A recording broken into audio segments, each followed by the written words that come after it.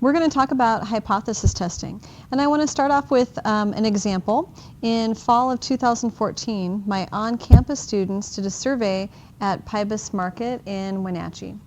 We wanted to collect some data for the management at Pybus Market to test the data of the customers there against the Wenatchee data. We came up with some interesting facts. One of them was about, let me see if I can find it here. One of them was about income level. So one of the questions was, what is your income level? And we gave people ranges to choose from. It turns out that the mean income per household, can I spell that? The mean income per household in Wenatchee is in the 40s of thousands. So in 2012, it was $42,508, right? Not a bad mean income. So $42,508. When my students surveyed customers at Pybus Market, they knew that they weren't going to get exactly this as an average income. They knew it was going to be different. The question was, for those customers, is the customer's income significantly different? We knew it wouldn't be exactly the number that the census caught in 2012, but the question is their income significantly different? Well, our survey revealed an income level of, I'm looking it up here, let's see, of about, I'll just give you the rough estimate here, of about $64,000. So at a glance, yeah, it looks like it's significantly different. It's not, like maybe 43,000 or maybe 41,000, but close. This one does seem to be significantly different.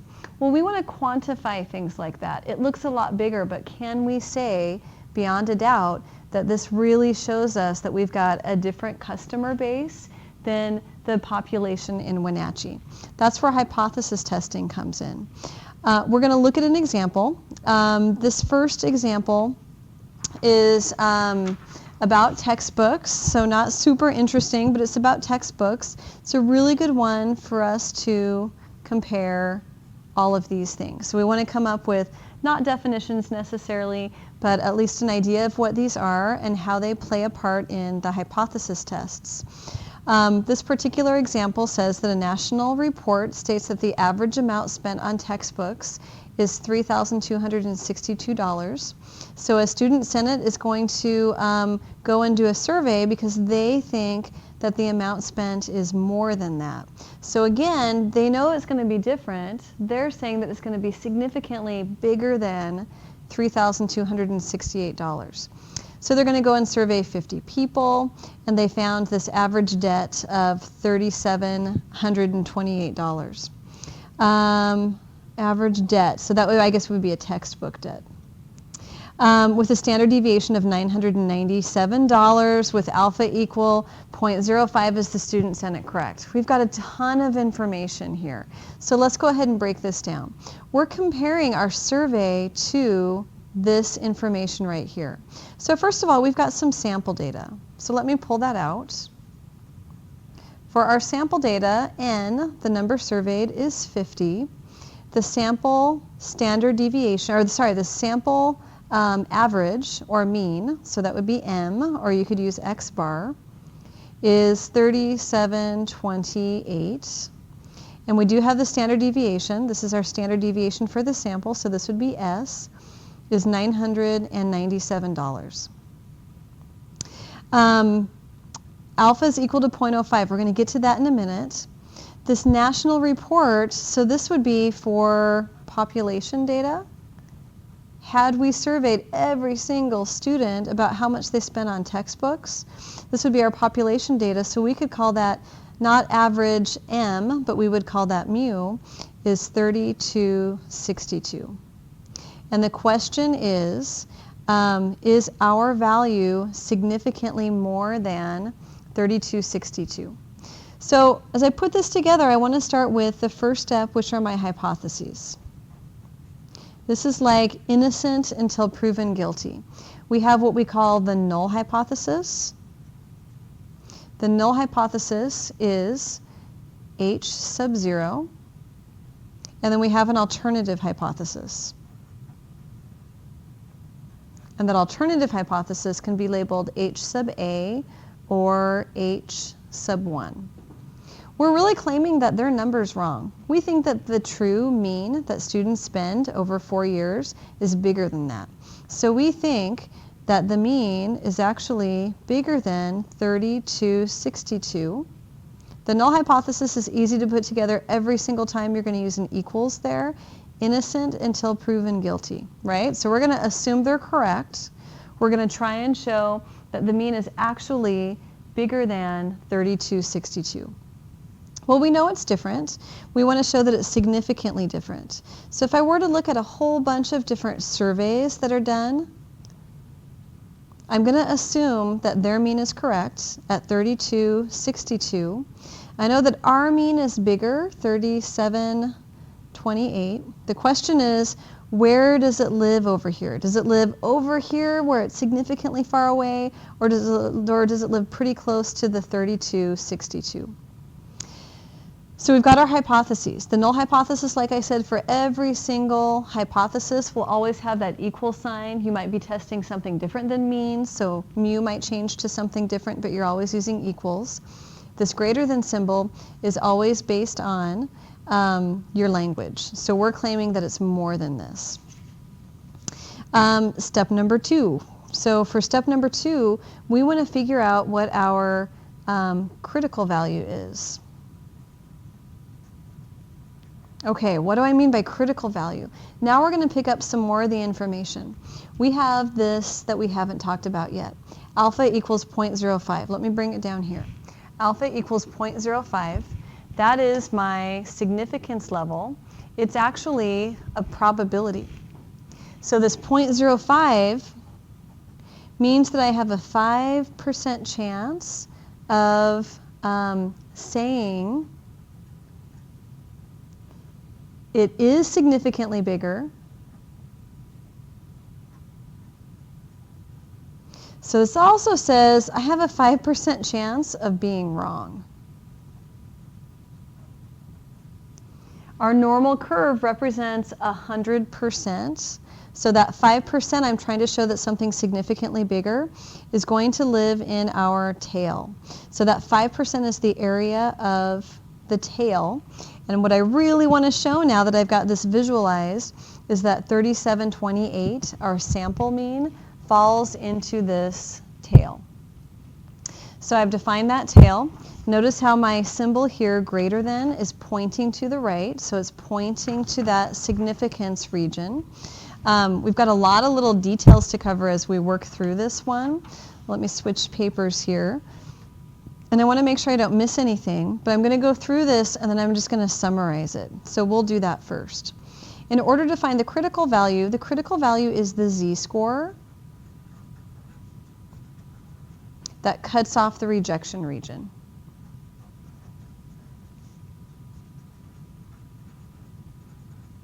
My goal is to either, innocent until proven guilty, is to either reject this null hypothesis, which means it really is greater than, or to, we say, fail to reject, which would be kind of like keeping the null hypothesis and saying, you know what, they were right, it is closer to 3262. So the z-score cuts off the rejection region. That's the region I shaded with a 5% area. We also call this the critical region or critical area. Well, we know how to do that, right? I've got this normal curve here, and I've got 95% of my area here, and I've got 0.05% of my area there. I can do this with my calculator. So I can take my calculator and go to stat. Oops, not stat. I want to go to the distribution because I want to grab my normal distribution. So I want to go to distribution. I want to find a z-score given an area. So I'm going to do inverse norm. Inverse norm always wants an area from the left. The area from the left is 0.95. And that gives me a z-score of 1.645. Well, we're going to do this so many times, you might find it easier to use table F, which is the same table that we used when we were doing our confidence intervals. So if you look at table F gives you information not just for confidence intervals, so I'm at the top here, but it also gives you information for a one-tail test, which is what we have. We've got just that single tail, you can't see that, a one-tail test, or a two-tail test. So we have tests where we've got an area shaded on the right and the left. That would be a two-tail. Ours is a one-tail test. Our alpha is 0.05, which is right here in the middle. I'm looking for that critical value, which is a z-score. Z-scores are all the way at the bottom, so I go all the way to the bottom, and there's that 1.645. So I can also use table F to pull off some of these critical values. Okay, so I've got my critical value. So I now have sort of redefined that curve, and I've redefined that curve to not have my money amounts in them, but I've normalized those using a critical z-score. So I know that my mean has a z-score of 0. The question is, what is the z-score? So this is step number 3, my test value. And that's my z-score for the sample mean. Again, remember, the question isn't is it different, or is it more, it's really is it significantly more. So is my z-score less than 1.645?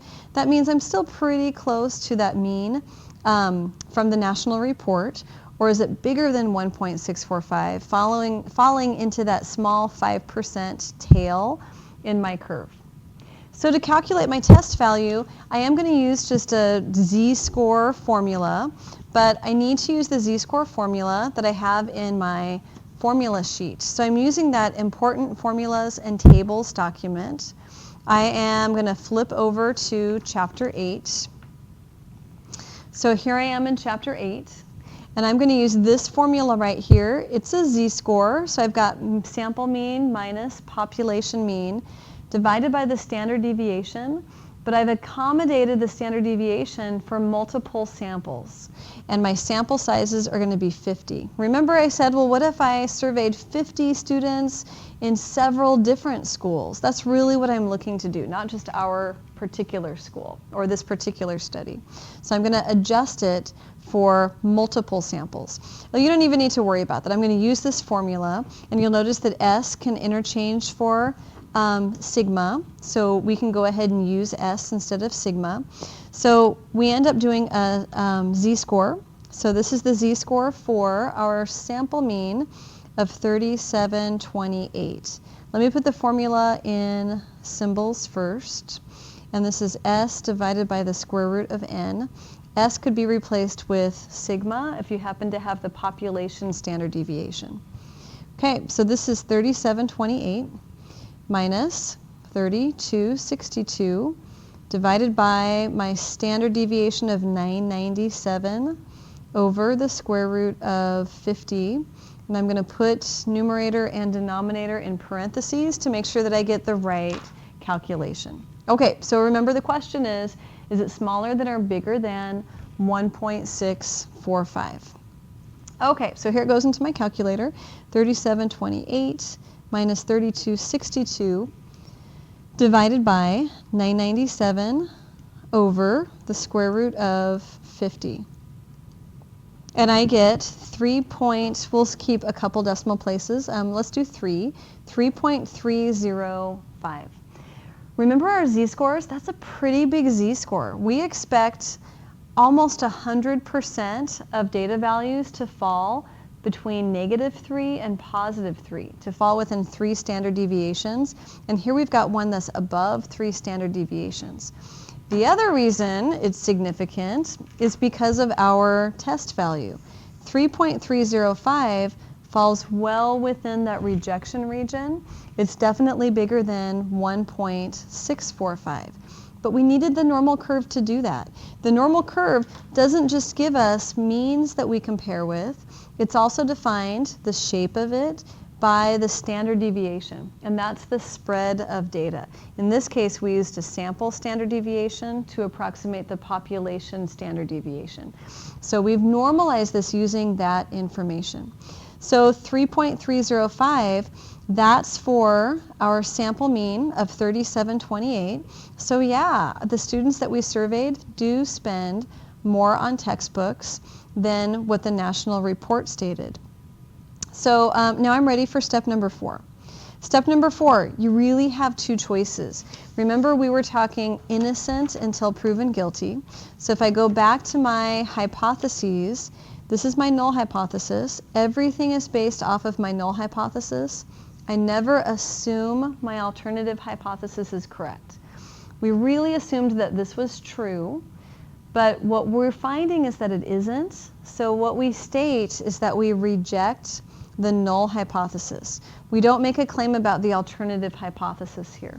So we are going to use very formal language and say we reject the null hypothesis. And I'm writing this out just because you haven't seen this language much, but you can also just write H sub 0 here. There are actually only two choices for number 4. Number 4 is called our decision. The other choice would be fail to reject the null hypothesis, which would be like keeping it, right? But everything's based on the null. So I'm going to fail to reject the null hypothesis. That would be if I didn't have a number that was big enough to get into that rejection region. So I would say, you know what, they really were close enough. So I would have landed over, you can see that now, I would have landed over here. There's 5 steps, so we do have one more step. So number 5 is really, what does this all mean? So this is our conclusion now. This is, I would say, the most important part, because the math is one thing, but explaining what it means is another.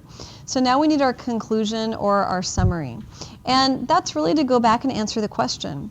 So the question said, of these students, the student senate feels that it's greater. Is the student senate correct? There's the question. Are they right? Yeah, they are. They thought their students spent more on textbooks than the 3262. Statistically, we showed that it was significantly more. So our conclusion is, yes, they're correct. And you can say something like, there's enough evidence to support their claim. And I'm going to run out of room here. And you'd say to support their claim, and I do want language here. You need to explain. You need to, your reader, whoever they might be, might not have any idea of what the rest of it is. So you need to explain. There is enough evidence to support the claim that students spend more.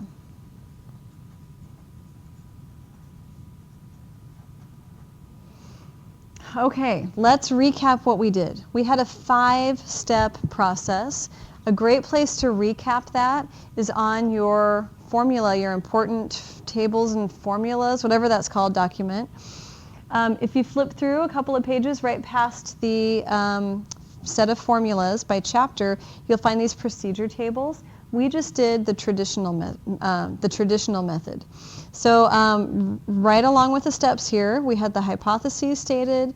We found that critical value, and we used table F, or our calculator. We computed the test value. Both 2 and 3 are z-scores. We're finding where that cutoff is on the normal curve. We made our decision, and it says right here, reject or not reject. Remember, you'll have this handout for your exam, and then we summarized the results. So we're following that procedure every single time. We'll take a look at this later. It's just a slight variation, but again, 5 steps. So we're going to do these 5 steps really throughout the rest of the quarter. So as we are coming up with some conclusions here, I want to talk about those hypotheses a little bit more. For those hypotheses, the null hypothesis, and I'll just do these for means, is always equals. So mu is always equal to some number.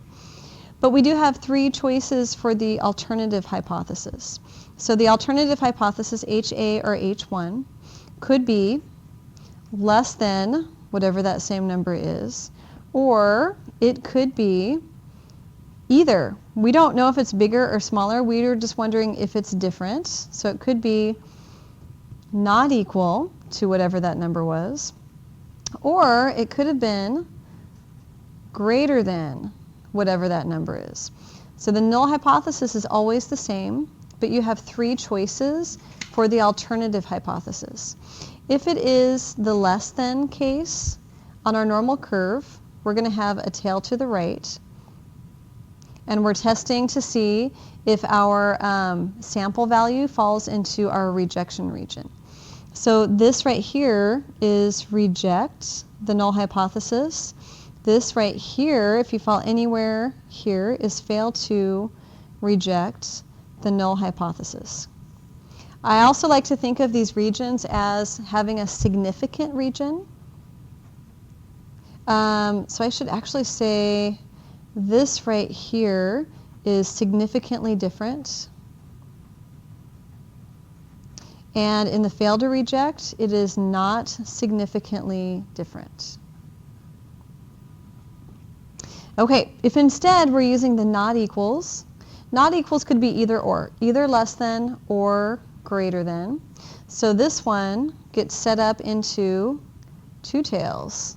So is it significantly less or significantly more than the stated number? So we've got two rejection regions now. So we've got a rejection region here and a rejection region here. And then in the middle, we've got our fail to reject region. And these are all based on the null hypothesis. And then finally, the one that we did was greater than. That one is our tail to the right. These point to the tails, which is nice. So that would be our tail to the right. This is fail to reject. This is reject. So it's a nice overview to see how these get put together. Let's take a look at that list. We covered some things, but not everything. We talked about the hypotheses.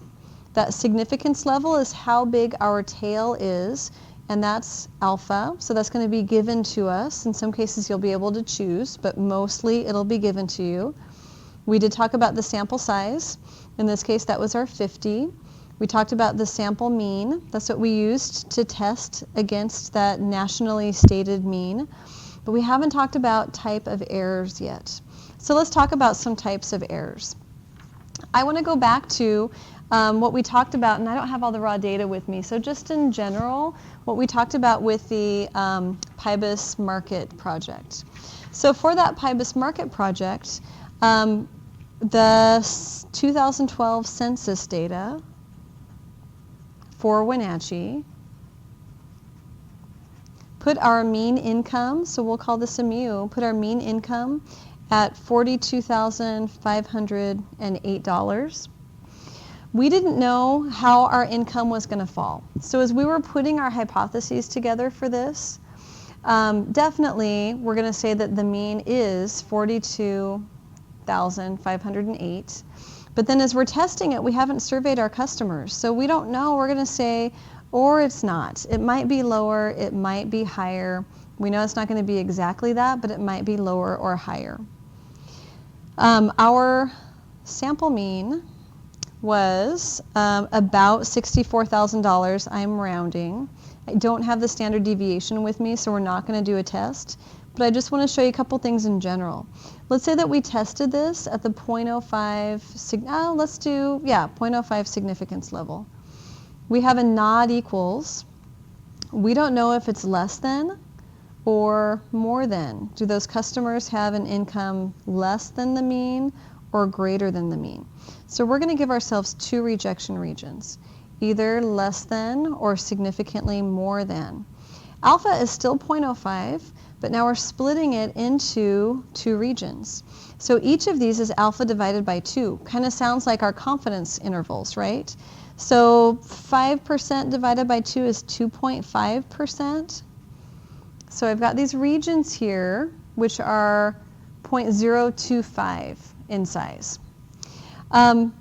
So these regions, that gives us a 5% chance, if we just look at the way it's laid out, of rejecting the null hypothesis, which also means we have a 5% chance of, it's supposed to say chance, of rejecting the null hypothesis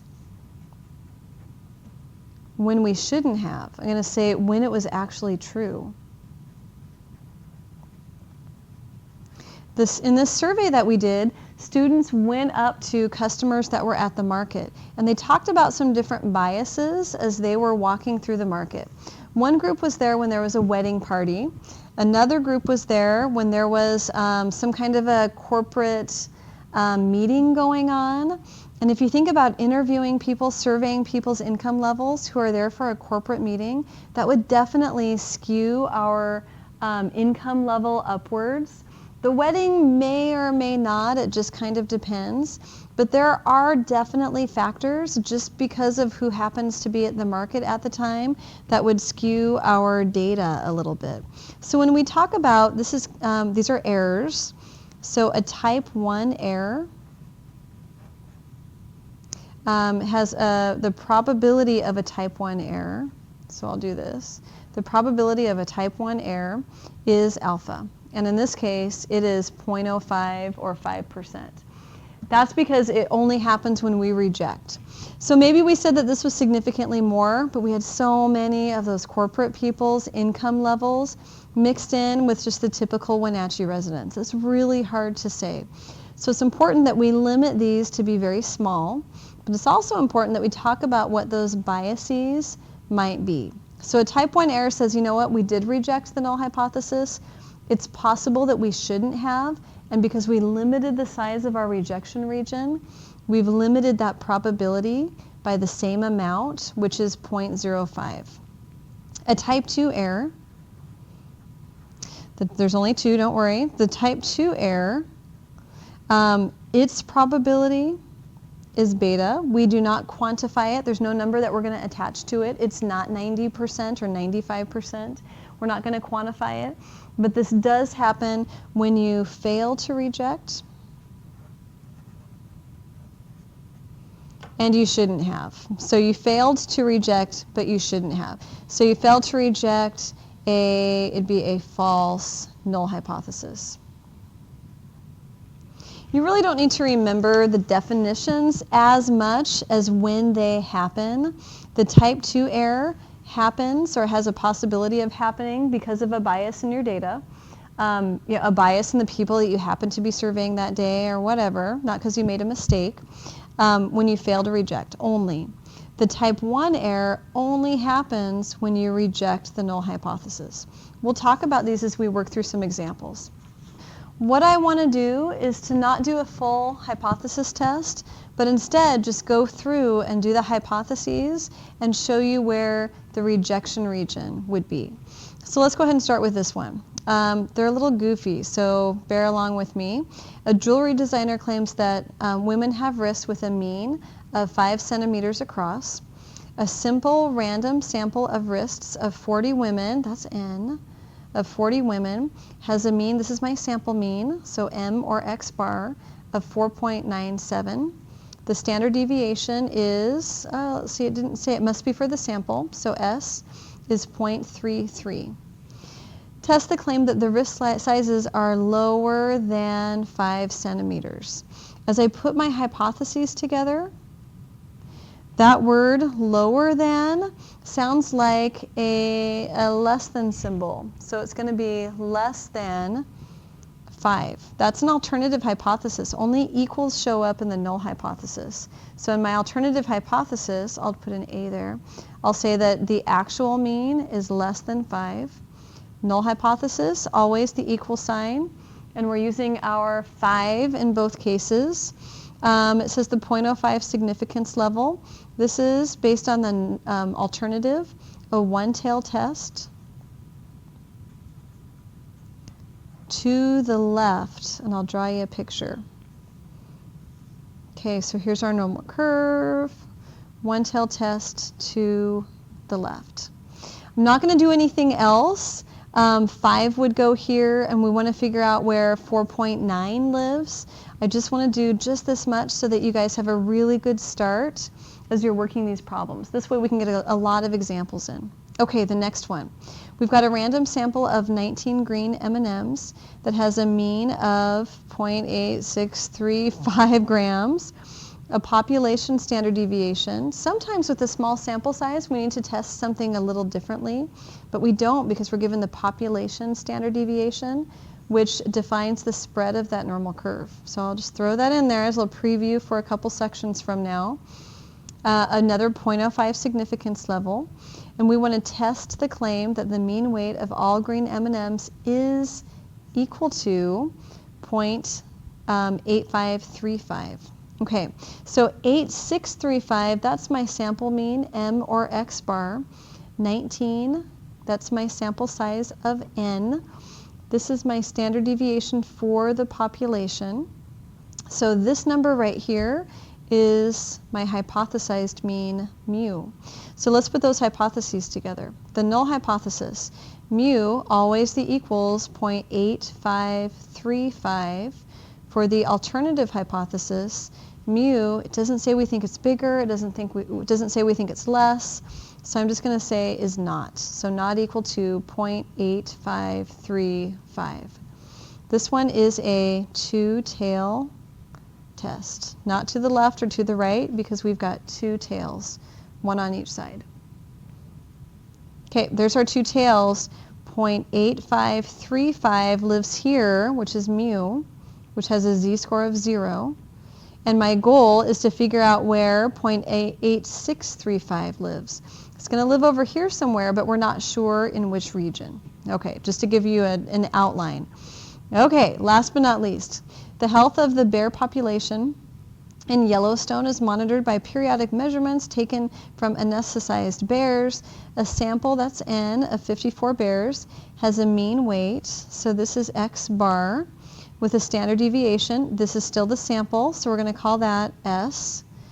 At the 0.05 significance level, test that the population mean of all such bear weights is greater than 150. 150, that's my hypothesized mean. So as I put my hypotheses together, the null hypothesis is always the equal case, so mu equals 150. The alternative is greater than, so greater than 150. This is a one-tail test. You see all that? So this is a one-tail test to the right. And as I draw that, so one-tail test to the right. If I draw the normal curve, here it is. So if I draw the normal curve, a one-tail test to the right, 0.05 significance level. There are different significance levels. These all just happen to be 0.05 today. Here's my rejection region. There's my fail to reject region. Mu of 150 lives right here with a z-score of 0.